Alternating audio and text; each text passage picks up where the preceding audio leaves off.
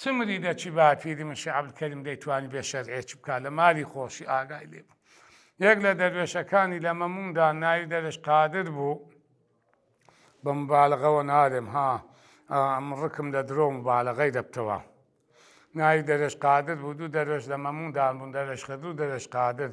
دەرێش قادر کەرەکەی بەڕڵا بوو، حاشا حازی جێ درێژەکەی لە مارێ نەبوو. دەرێش قادر ژنەکەی پێی نەگیراوە.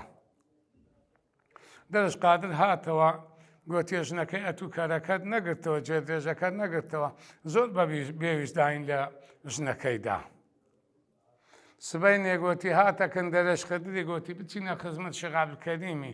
دەرێش قادر و دەرێش خەدر لە مەموندان هاتن لە بۆ هەولێرەوە خزمەت شێخ عەبدولکەریمی. دەرێش خەدر هات دەست شێخ عەبدولکەریمی زیارەت کرد و شێخ عەبدولکەریم سەری ماچ کرد و بە خێراتنی کرد. دەرێش قادر هات دەستی ماچکە فەرمی نەیە پێش، تۆ بۆ دوێنێ ئاوا بە بێویستدانی لەو ژنەتدا؟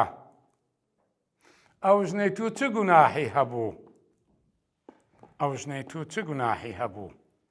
ئەگەر تۆ دەروێش بیت گورگ چۆن کەری تۆ دەخوا؟ گوتی دەرێش قادر دەستی بەگریانێ کرد و فەرمی وەرە باوکم تۆبەی بکە جارێکی تر بێ ئەدەبی و ناماقولی وا نەکەی، بڕۆ گەردەنی خۆتی پێ ئازا بکە. مرشیدی پێشان ئاوها بوون، ئاگایان لە هەموو ئەفعال و ئەقوالی دەروێشی خۆیان هەبوو.